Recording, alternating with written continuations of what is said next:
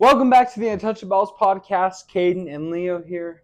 Caden, how are you doing today? Definitely better than you right now. You know what?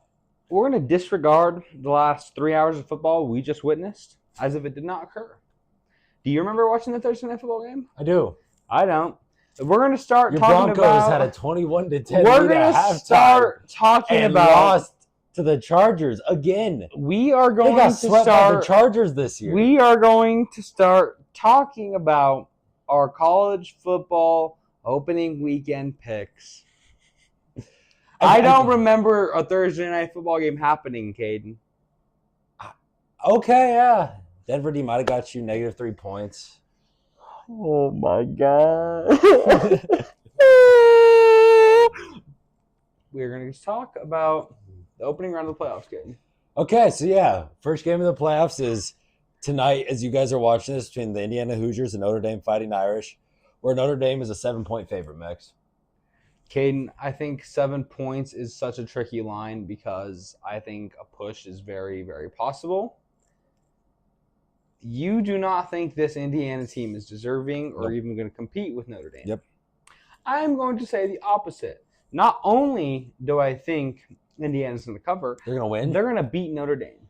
Because Notre Dame's going to do Notre Dame things, much like Texas did, Caden. Yes, Notre Dame loves to choke every time that they make the playoffs. But yeah, like I've said all year, Indiana's not a good football team. The only good team they played this year, they got absolutely throttled by Ohio State. I could see them maybe keeping this close for the first half. Then Notre Dame and Riley Leonard will run away with it. Win by probably about 10 or more. Now, nice, easy victory for the Fighting Irish. This realistically could happen. It most likely will. But I do not trust the Irish. I do not trust them to do it in the playoffs against an Indiana team that's well coached enough to be in good positions to win. I mean, speaking of coaching, Marcus Freeman's 13-5 against ranked opponents since he's joined Notre Dame. And 5, Caden. That's 13 wins. That's the big one. All right? They lose when it matters. If you say so. This, I think, will be, in my eyes, this will be the worst of our 4 games this weekend. Doesn't mean I don't think it, I think it could still be an entertaining, good game for at least the first half, maybe 3 quarters. But in the end, I don't think this score will show that. Mm-hmm. Now, though, we get to our Saturday morning games where the first game is a whiteout at Penn State, where the SMU Mustangs are traveling there, where Penn State is an 8.5-point favorite. Caden, whiteout. It's going to be electric. That stadium's going to be rocking. But this is an SMU team. This is an SMU podcast. All year, Caden. Regardless of what happened, regardless of what we saw last time. It's fresh. They've had time off. It's a reboot. Not only that, Drew Aller sucks. Drew Aller is going to commit a turnover. At least one. They're going to be able to be at least competitive enough to cover that spread for sure, Caden. Yes. And I like SMU to cover. Penn State whiteouts are obviously one of the coolest things in college football. Those are always electric to watch. Yes. It would be, that's got to be kind of like a bucket list thing as a fan. Yeah. To attend at some point. For sure. But yeah, them Mustangs, though, they are just a really complete good football team. I'm not saying Penn State is a good football team. But I'm taking Kevin Jennings over Drew Aller. And I just think, 8.5 just seems too high for this matchup. It seems like they're looking really hardly at that ACC championship game, and because of that, they're undervaluing SMU here. I think, if SMU wins this game, they're not obviously playing each other. Yeah. But let's say they were, and it was still somehow at Penn. Let's say SMU got the 12th seed as the conference champion. Penn State would only be maybe a 4.5, 5-point favorite, I think. I think just they're really reacting to that loss to Clemson, especially that first half. That makes you think Penn State's going to be able to run away with this, right? I think it should be a lot closer. It should remain a 1-score game, I think, the whole time. Very good point, Caden. Our afternoon game, though, my Texas Longhorns, who are at home, taking on Clemson, where Texas is a 12-point favorite. Caden, once again, we are talking about a team that likes to choke in your Texas Longhorns. Oh, every year since Vince Young. The 2 times on this podcast this year, I have heavily picked Texas, or I have said they're going to win in a big game. They've lost both times. Not even yet. Yeah, they're favored both those games. Not only did they not cover, just straight out lost. Straight out lost. I think that they should win this game. Yes. I do not think they are going to cover the 12 Yes. and a half because they're going to do Texas things and make it closer than it should be. And that is all I have to say. 100%, I agree with you on this. As much as I love to see the offense really put it together for a full game, just blow Clemson out the waters, don't see that happening. Dabo Sweeney's been in too many playoff games. He knows how to coach these big game situations. And yeah, but Texas doesn't know how to do stuff in these big games. Like, yes, they should win this game.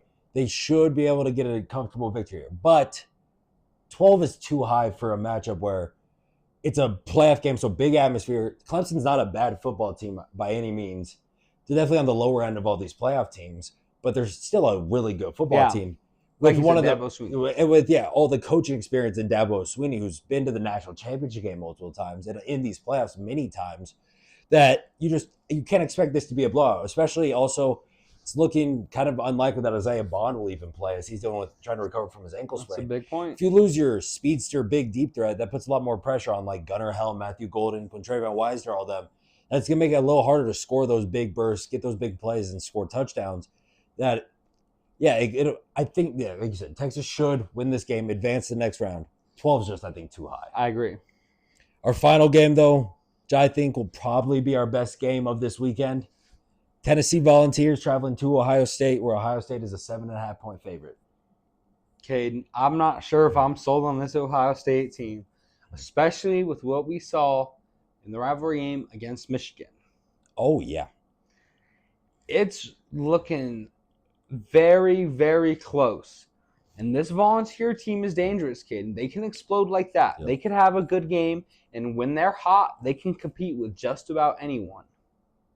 The hook, that hook on the line is the only reason why I'm going to go ahead and say that Ohio State does not cover. Yeah, I mean, it's tricky because Ohio State has a really good defense. They do. You've seen a lot of inconsistencies with their offense this year. You look at Tennessee, also a really good defense, but you also have a freshman quarterback in Nico, last name. And so who really knows how he's going to react in these big games, not only because you've seen him do it at home. You saw the Alabama game at home where he was able to play really well. You haven't really seen him tested on the road that much. When you're going to Ohio State, where you're going to have 100,000 fans there just yelling, screaming at you all 4 quarters, it's going to be tough. We got to see how he's going to react in this game. That's a very good point. But like you said, with that hook there at 7.5, I do like Tennessee in this one, be able to keep it close. I wouldn't be surprised, I'd say, if they win this game. But I think they should, even if they don't win, they should, I think, be able to keep it within this 7.5. It's going to be close, Caden. Also, though, on Saturday, it's our first Saturday of NFL games this week. It is. Where we have the Texans and Chiefs, which we're actually not talking about because we want to talk about the afternoon game. Yes, we do. Big implications in the AFC North between the Steelers and Ravens, where the Ravens are a 6.5-point favorite at home. 6.5 is ridiculously high. I know the Steelers just lost an ugly one, right? Yep. They look bad. That offense wasn't clicking once again because Russell Wilson's a fraud. Anyway, right? I still think that the defense is good enough to keep this game close. And it's a rivalry game. 6.5 is just so much points. Mm. In these tight, close rivalry games with these two defenses, these two teams that hate each other historically. It's going to be an electric game, an exciting primetime game, but I do think the Steelers are going to be able to cover that in a Ravens victory. Yeah, it's really weird in this matchup because, like, when they play in Pittsburgh, Lamar just doesn't win. But when they play in Baltimore, Lamar just doesn't play. He's sat out twice because they've already clinched the 1 seed. He's been injured for a couple of them. He's really only played, I think, 2 games in his entire career at home against the Steelers. But while this Ravens offense is definitely a better offense than the Steelers, this Ravens defense is really bad, especially in the secondary, where even though you say Russell Wilson's a fraud, which I agree with, he's nothing good or anything, I think he'll still be able to find those teams, find like a Pat Fryermuth or something. Yeah. Be able to score a couple of tutties here. And I think, 6.5 just seems a little high for this matchup specifically. I don't think the Ravens are going to be able to go out there, win this game by that touchdown or more. I think if they do win, it'll be more by like that field goal, maybe 4-point type victory. I do agree, Caden. Another game, though, we got this on Sunday morning. Big little NFC matchup this time, where the Philadelphia Eagles are traveling to Washington to face the Commanders, where the Eagles are a 3.5-point favorite. 3.5 shows you just how impressive rookie Jaden Daniels has been this season, Caden.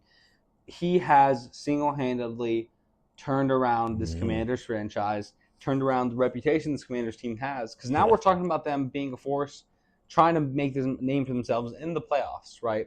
With a rookie. Extremely impressive. Now, that being said, this Eagles team's red hot. Yep. They have steamrolled people, Caden. They have been on this dominant winning streak, and I just don't see that coming to an end. And I think they're going to cover the 3.5 as well. Yeah, like you said, they've been red hot for like the past, I think it's been 10 weeks, 9 weeks, something like that. They've looked amazing. No matter who they've been playing, they've looked really good. Beat the Ravens easily. Yeah. Beat the Commanders a couple weeks ago pretty easily. Beat the Steelers. Last week against the Steelers, we're able to win by 2 touchdowns. Like, they've just been getting it done week in, week out. Not only just winning these games, but covering them as well. Yes. That it's really hard to pick against the Eagles in this matchup. But I really like what's going on down here in Washington. Love Jaden Daniels. His connection with Terry McLaurin is growing each week, and they're looking like a really good, little good duo there. Brian Robinson's great running the ball. But the only thing that scares me is this Commanders defense. They haven't been that good this year. You saw Saquon torched them just a couple weeks ago. And, I mean, we'll see what type of Eagles offensive attack we'll get this week, because they didn't do much in the air 2 weeks ago. Then there was that, like, calling out whatever. They figured it out. I mean, even then it was. I don't even. It was never a big deal. Media just likes to make things bigger than they are. But then last week they throw the ball a lot more. Devontae Smith and AJ Brown both had amazing games. Saquon's, I mean, he still had a good game, but they didn't need to rely on him as much because they were actually throwing the ball. It'll just depend on what they do. Like, either way, you're going to have a problem either slowing down Jalen Hurts in the air or Saquon on the ground. I just think the way this Commanders offense has been able to at least put up points this season, I think they should be able to keep it within that field goal range, win or lose. All right, Caden, that's where we disagree. You know, we've had very little disagreements this episode, but it's going to be exciting nonetheless. So now the lowly Patriots get brought up on this, where they're at Buffalo to face the red-hot Bills, and they're a scorching offense, where the Bills are a 14-point favorite. I think 14's a little low for this line, to be honest with you, Caden. I'm not against that. Yeah. I don't think that this being a divisional matchup matters. I do not think the New England Patriots belong on the same football field as the Buffalo Bills. And I wouldn't be surprised if this is a 3 or 4 touchdown victory for the Buffalo Bills. Yeah, imagine saying that to a Bills fan about like 6-7 years ago. that the Patriots should be on the same field with the Bills. You'd be like, oh yeah, because we're so bad, right? It's like, actually the roles have reversed. The roles have reversed. Josh Allen is looking like the MVP of this league. Yes, he is. He's been just insane offensively. Ballistic, without turning the ball over. And Patriots don't want to stop the run, and they have James Cook, who's having a really good season. So that's not good for them either. Well, I do think the offense might be able to put up a couple tutties, like may score 14 to 17 points. I don't think the defense will be able to hold them under 30. So even if you put up 2 touchdowns, score 14 in the game, you lose 30-14. Hey, we get our cover because the Bills are so much better in this matchup. Patriots aren't trying to win. They want to keep improving draft position. Yeah, they do. Bills are still fighting for the 1 seed. Yes, they are. This should just be lopsided from start to finish, as much as it pains me to say. I agree. Let's get to our primetime games here now, which is not good football. Or at least it shouldn't be good football. Hey, to be fair, they kind of put the good games on Thursday Night Football and Saturday night. The 2 Saturday games are a lot better, yes. So, yeah, Sunday night, we got the Bucs at the Cowboys, where the Bucs are a 4-point favorite. I think 4 is a little low, Caden. Yeah. With this Bucs team, that's proven they can go off. They beat, some notably good teams this year, and they are still trying to stay ahead above the Falcons in that South. And ultimately, I just think they're the way better team, and they're going to be able to score more points than the Cowboys are going to be able to put up. Although, I think Rico Dowdle's continue to be hot against that Tampa Bay defense. Yeah, I mean, the Falcons got a little bit of a cakewalk game earlier on Sunday where they played the Giants. And so the Bucs need to keep winning because they're a game up right now. but the Falcons have the season win, like head-to-head advantage over them. So if Yeah. they're tied, Falcons will get the division. So the Bucs need to keep getting it on, winning this game. Like you said, 4 is, I think, just way too low. If you follow our Instagram, which you should, the Untouchaballs podcast on Instagram, make sure you give it a Yes. follow. Because on our graphic, that's going to come out with our NFL bets. Alternate spread. I don't think there's any way I don't do like a Bucs minus 6.5. I'll get that at plus money somehow. Yes, you will. I think it should be a touchdown spread already. I agree. The Cooper Rush is not a good quarterback. Offense The Cowboys have an absolute horrid defense. Bucky Irving or Rashad White is going to be able to run right through this Swiss cheese defense. It's just going to, I don't think it'll be a close. I agree. Now, another game that probably won't be close on Monday Night Football. Spencer Rattler and the New Orleans Saints There you go. going to Green Bay at Lambeau to face the Packers, where the Packers are a 14-point favorite. Caden, this Packers team is trying to stay, atop the NFC. They're trying to NFC keep wild up. card. That's what I'm saying. But they're trying to improve their positioning within that because they have the Vikings and, of course, the Lions already ahead of them in that division. It is crowded over there. They need to win this game, and they need to be able to do it in big fashion. But, Caden, that spread is so much points. It's a lot of points. And do you really think the Packers are going to cover that? Yes, I do. I have no faith in Spencer Rattler. He's not that good of a quarterback. You saw it at Oklahoma. You saw it at South Carolina. You've seen it on the Saints. He's whatever. Like, he probably has a spot in the NFL as a backup somewhere. He shouldn't be starting games. The only reason he's starting games is because Derek Carr broke his hand and Jake Haener was awful last week against the Commanders. So now he's in. Your whole offense is Alvin Kamara. Your defense, you have Marshawn Lattimore. All right. Packers are obviously, still fighting. You saw what they did against an injured Niners team just a couple weeks ago at home. They were able to blow them out. They won by more than 2 touchdowns. I think this game should be no different, like a little 30-10 or something like that victory for the Packers. Caden, I have a hunch. I have a feeling the Saints defense is going to be stubborn enough to allow the Packers not to cover that 14 points. And I still see them winning by, potentially 10 to even 13 points. I'm going to be honest, I feel like they win by 13. Just enough to not let that cover or push. Yep. And that's my prediction because I think you're just being a little too harsh on the Saints. And that's a hunch, right?